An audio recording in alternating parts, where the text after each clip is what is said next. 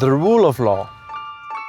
You may have heard about it in your history class, but do you remember what it means? It basically ensures that a democracy doesn't turn into a dictatorship. It states that all men are equally subject to the law, even the lawmakers themselves.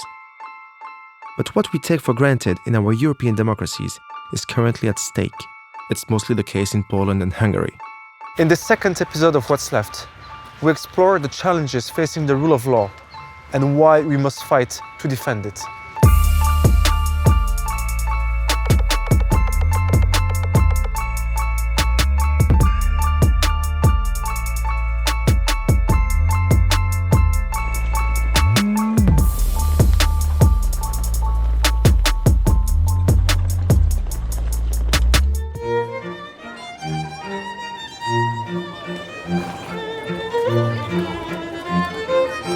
Nazywam się Beata Morawiec, jestem sędzią Rzeczpospolitej Polskiej, który jako pierwszy został pozbawiony immunitetu za to, że krytykował władzę.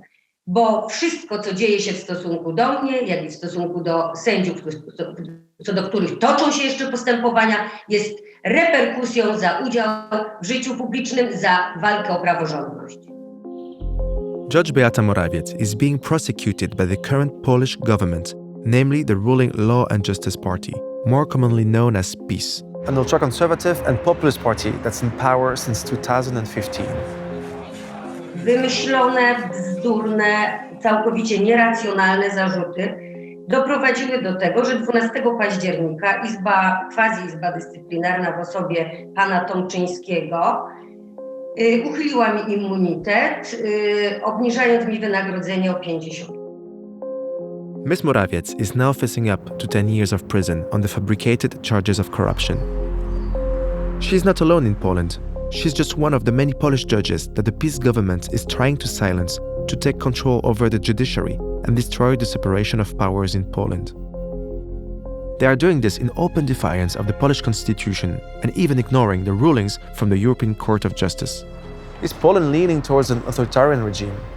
We asked the question to Mr. Cimoszewicz, former Prime Minister and Justice Minister of Poland. I have no doubt that this is the intention of the people ruling the country to strengthen their autocratic power.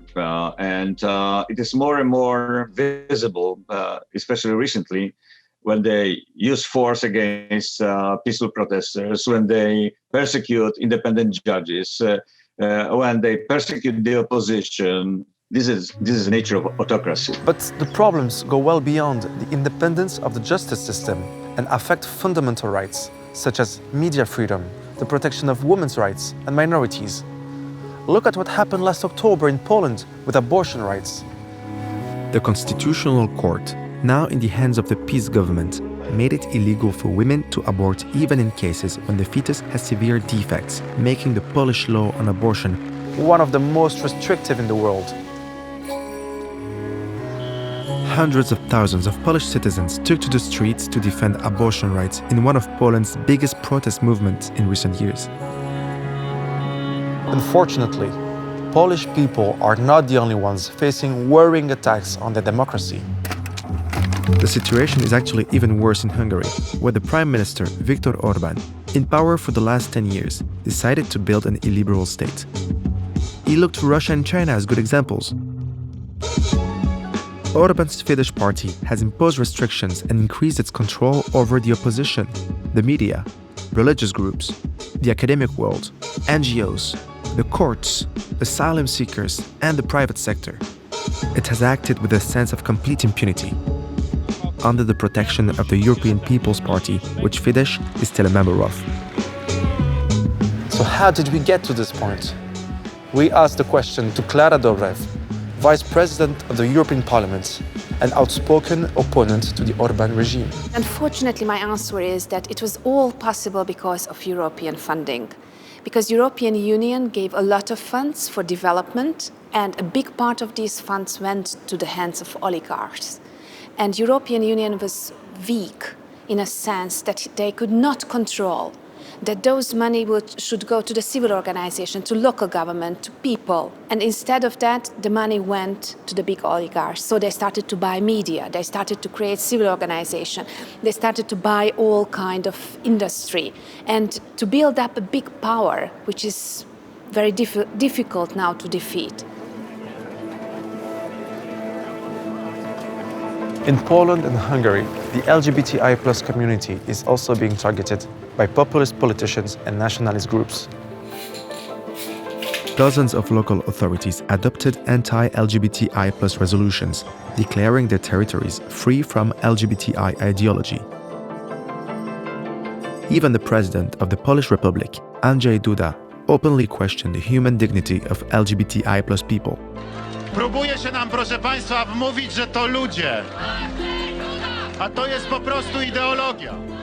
In Hungary, we may not have LGBTI free zones yet, but the cultural war against them is raging as well, since the government is trying to effectively put a ban on gay adoption.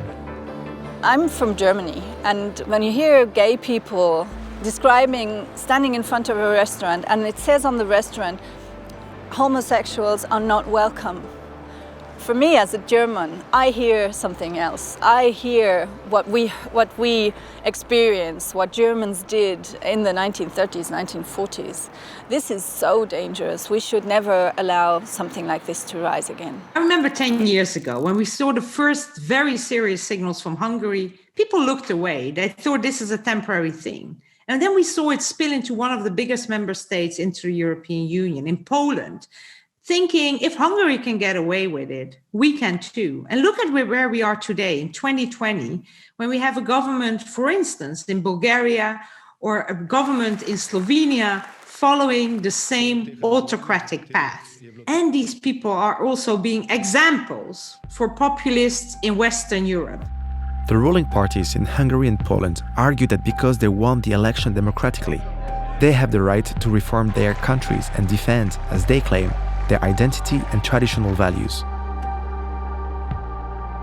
Mr. López Aguilar is a former Justice Minister of Spain and is now S&D member in the European Parliament. We have seen that in two countries of recent accession, Poland and Hungary, democracy has been forsaken, because democracy is not only winning elections and running by your majority, it's also respecting minorities who have every right to oppose you, because minorities of today in democracy may turn to be the majority of tomorrow. Why does any of this matter to the European Union? The EU is based on the mutual trust between countries that they will respect the rule of law, the independence of the judiciary, and the primacy of EU law. If all of a sudden one government decides not to play by the rules, then the whole project is damaged.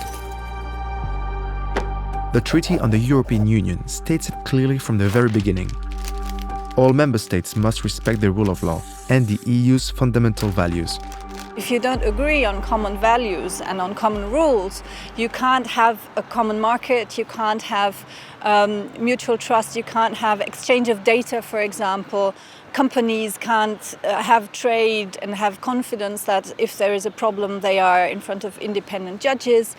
So it comes down to this.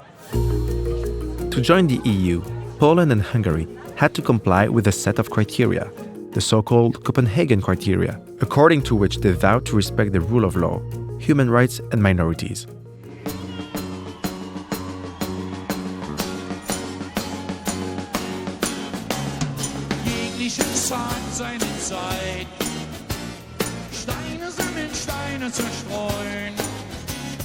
Now the question is, what happens if a country already inside the EU suddenly does a U-turn on these values?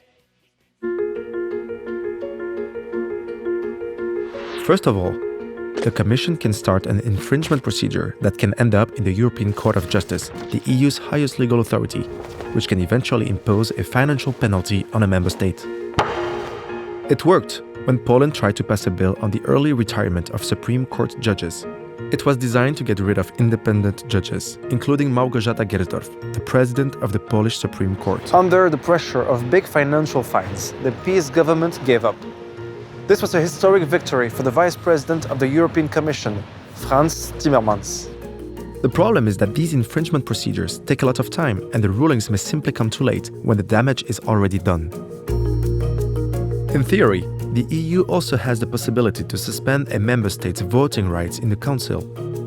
This is known as the Article 7 procedure, and was launched for the first time against Poland and Hungary in 2017 and 2018. To punish a particular country, you need a unanimity of all other member states in the European Council. Poland and Hungary already announced that they would veto any sanction against one another. We have the so-called Article 7 procedure, which is not working by now. First of all, it takes a lot of time. And second, even that we criticize the member state and are alerted because the rule of law is not respected, nothing is happening because the Council is not taking any decision. And according to our rules, the Council is the only institution who could work on it. The Socialists and Democrats have been calling for years for a new, much stronger, broader and faster EU mechanism to protect democracy, the rule of law and fundamental rights, with potential financial consequences. European citizens agree. A recent opinion poll shows that 77% of Europeans insist that EU funds should be linked to the respect for the rule of law. The S&D group fought hard in the negotiations on the new long-term EU budget and the Coronavirus Recovery Fund. Again, Poland and Hungary were threatening to veto, but the final result is that for the first time, the EU will have a mechanism linking the budget to the rule of law.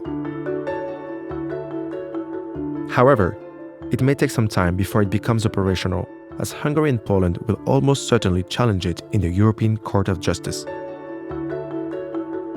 With this new mechanism, if a member state is abusing the justice system, they can be sanctioned, so they are not going to have, in the end, access to EU funds. In the future, we are going to discuss the future of the European Union, and I think it would be a good opportunity to enlarge the scope and the effectiveness of this new mechanism. But this is a first step, and this is a good step.